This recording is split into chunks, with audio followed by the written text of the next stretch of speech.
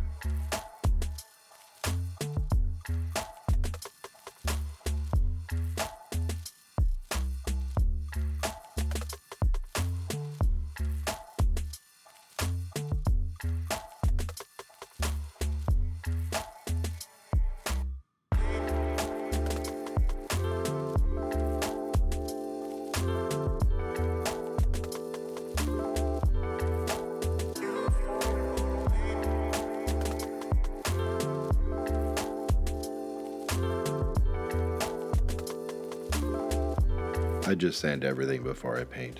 It just makes it stick better. You don't have to, but I just do.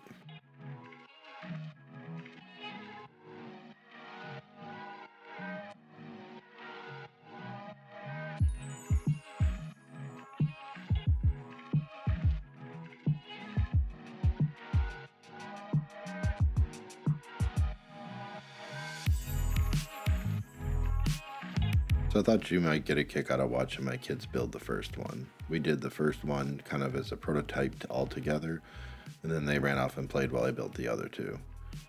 I slowed the video down here. I didn't catch it when I made the first star.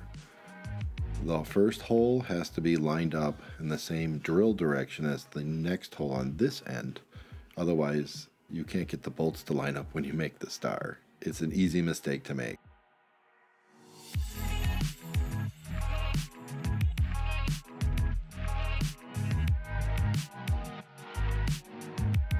I also shot this angle too. I just thought you might find it interesting to see how I controlled the depth of the hole. If all the holes aren't roughly the same, then the star will be all whopper jawed. So I just made the depth flush to the end of this 1.5 wide block. That gave me a depth of 3/4 of an inch, which I thought was plenty.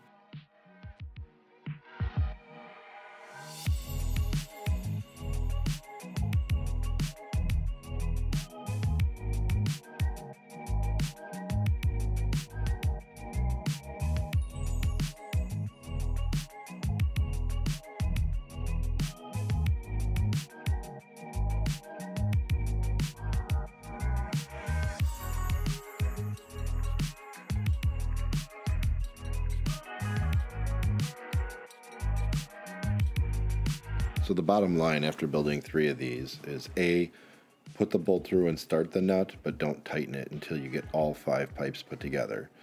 B, no matter which way you weave these pipes in and out of each other, the last one's going to be a pain in the neck.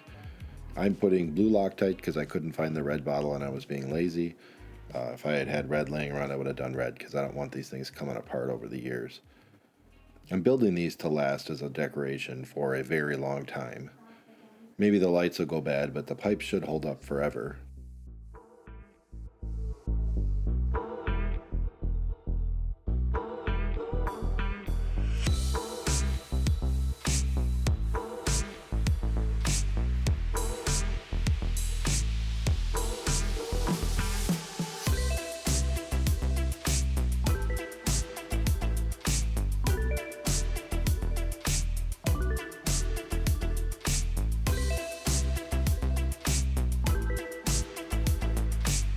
The other thing that is often oversight too, look at these zip ties I'm using. These are rated for negative 40 degrees Fahrenheit, can take 50 pounds, and the reason for that? Made in the USA. I go all the way down to Rural King to get these zip ties. It's the only place I've ever been able to find made in USA zip ties. These things will not break. I will not buy any made in China, I don't care what the brand is. The cold weather will snap them otherwise, especially when you're moving them or when the wind rattles.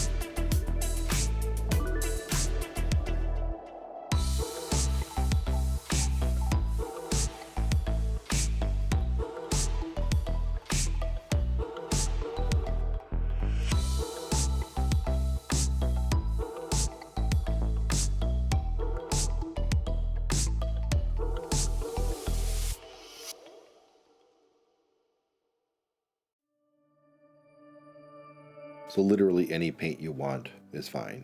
I mean, heck, you don't even have to paint them. I just thought it'd be fun to have colors. Just make sure if you buy the paint, it just says it can stick to plastic.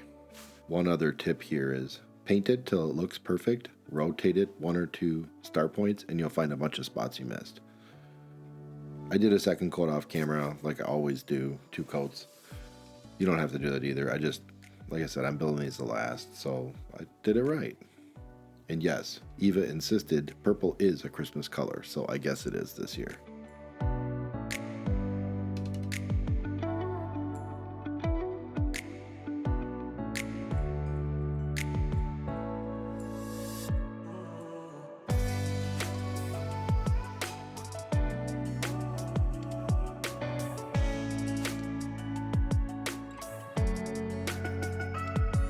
And now my beautiful two-handed assistant will demonstrate how you can wrap Christmas lights round and round and round 5,000 times easily with 2 hands.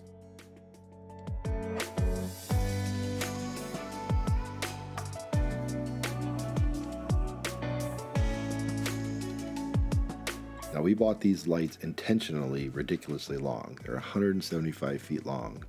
They're also pretty durable. If these lights fail later on, years from now, who cares? We'll just wrap new lights around them. So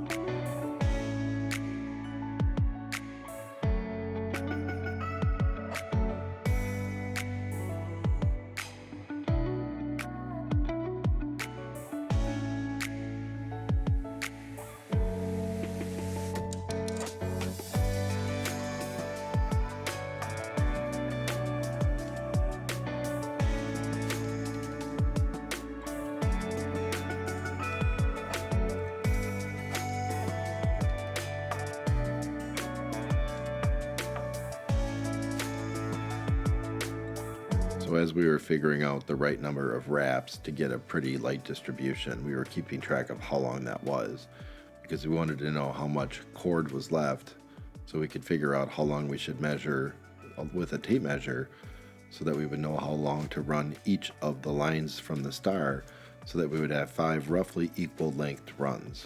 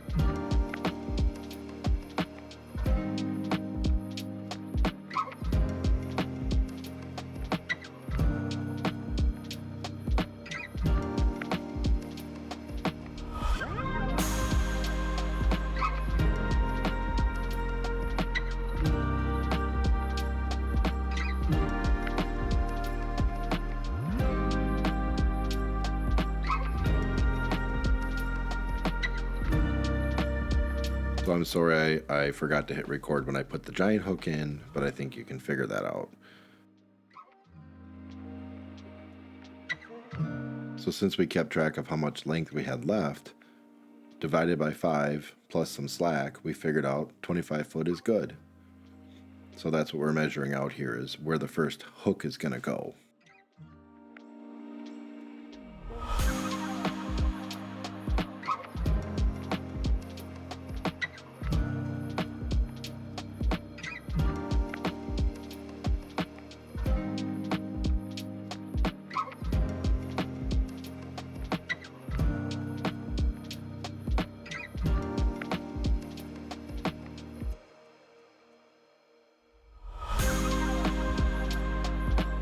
Since it's really hard to get them all perfectly the same length, I intentionally staggered the 5 hooks that each run will hook to, so that you can't tell the fact that the last one is somewhere going to be too short or too long.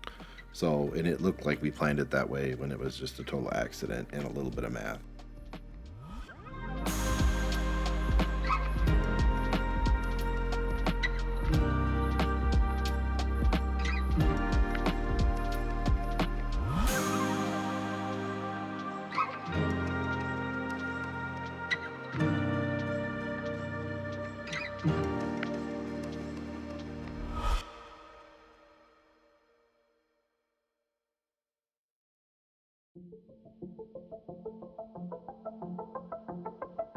So as we were putting these lights up this night, a massive cold front was coming in. It was gusting up to 30 miles an hour, and the temperature was dropping from 50 degrees down to 25. So we were motoring basically in the dark.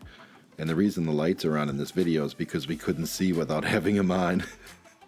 So my friend Chris came over and helped out with this part and like the 9 million zip ties. So filmed this one because it had the best camera angle, but at the end of the video I show them in all their glory, all 3 of them, and then I shot a little bit of video during the daytime the next day so you could kind of see how we all hooked it up so that it won't fall off or get blown off.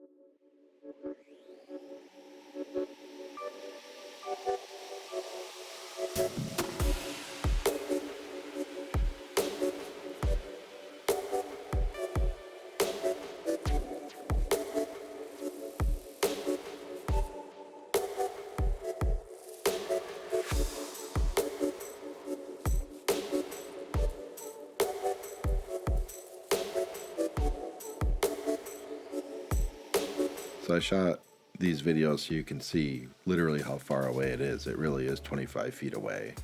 How I looped it back and forth. Once we figured out kind of the droop we wanted, we zip tied it to these little hooks so that it won't slip.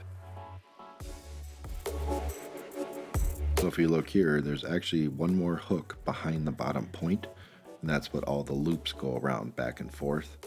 There's also this monster hook up here, and there's a double zip tie holding it to the monster hook. So it's zip tied to 2 hooks, and that keeps the star from going anywhere.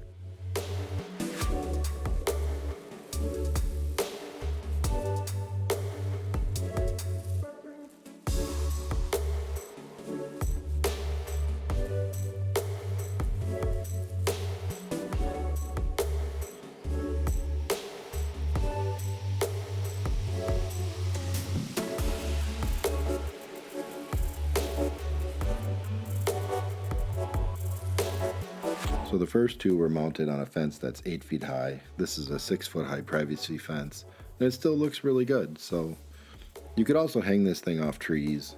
That's the way the original picture was. Trees is just a bigger pain in my opinion, and I've got this monster fence, so why not just use it? Thanks for watching.